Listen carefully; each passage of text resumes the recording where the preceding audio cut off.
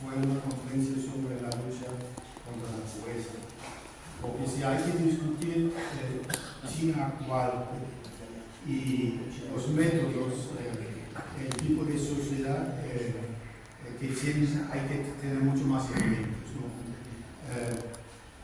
Ellos trabajan con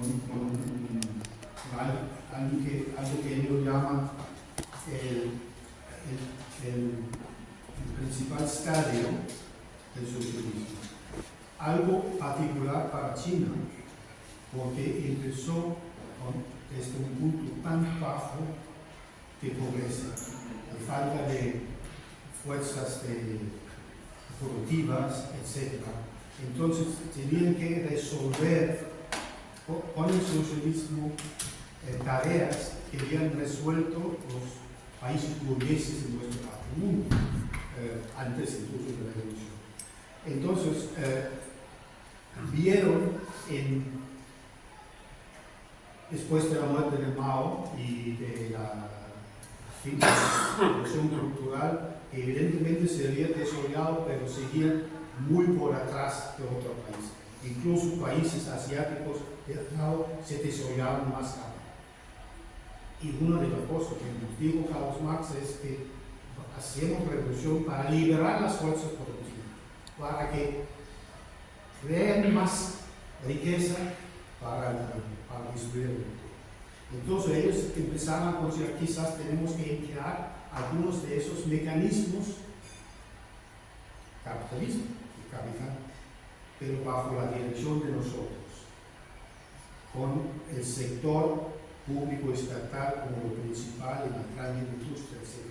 Utilizando el capital.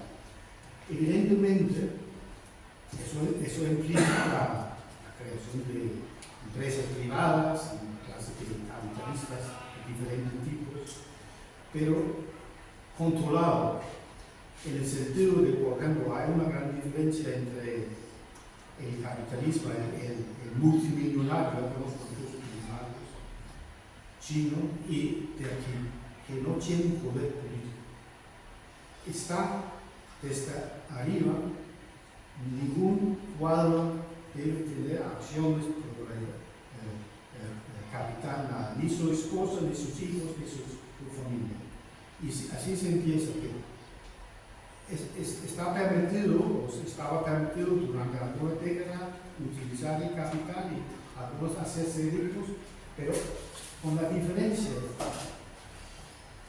de cuando nosotros vemos que se crea o se crece la riqueza en una parte de nuestra sociedad, sabemos siempre que se aumenta la pobreza al mismo tiempo. Pero en China no pasó eso, porque utilizaban esos métodos para desarrollar rapidísimamente la sociedad.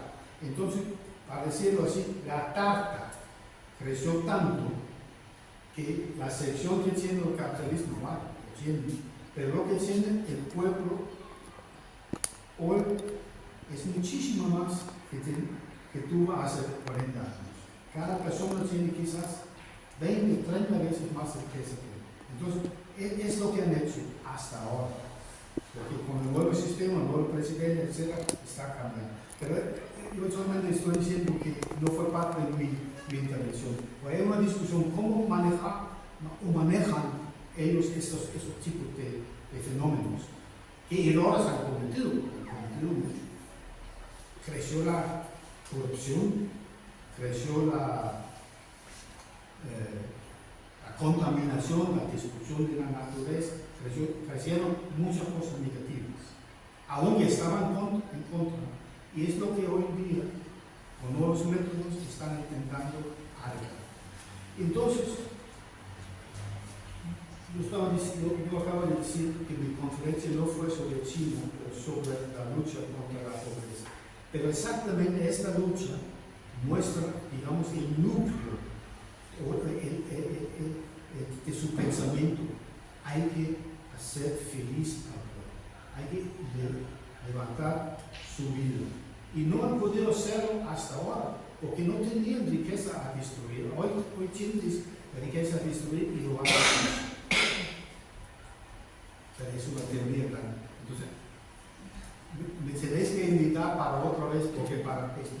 es una teoría principalmente al principio desarrollado por Deng Xiaoping en la década de los 70, los 90 y luego ha venido desarrollándose. Pero es muy interesante porque tiene teorías cómo controlamos al capital.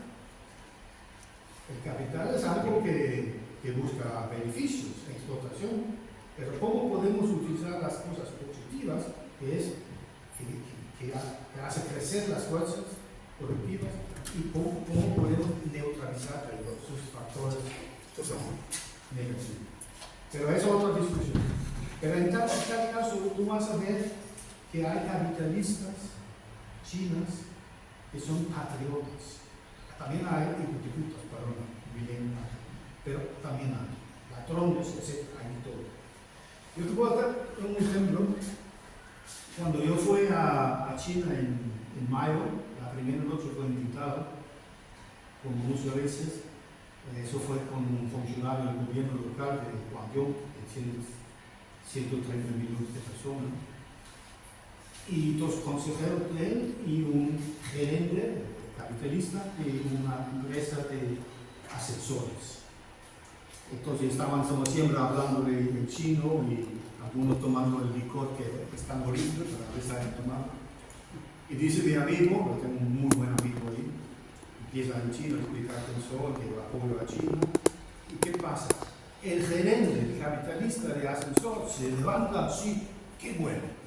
El capitalista, no los otros. Eso evidentemente puede ser un juego, pero yo creo, y no es general, pero yo creo que podemos en China ver otro tipo de capitalismo.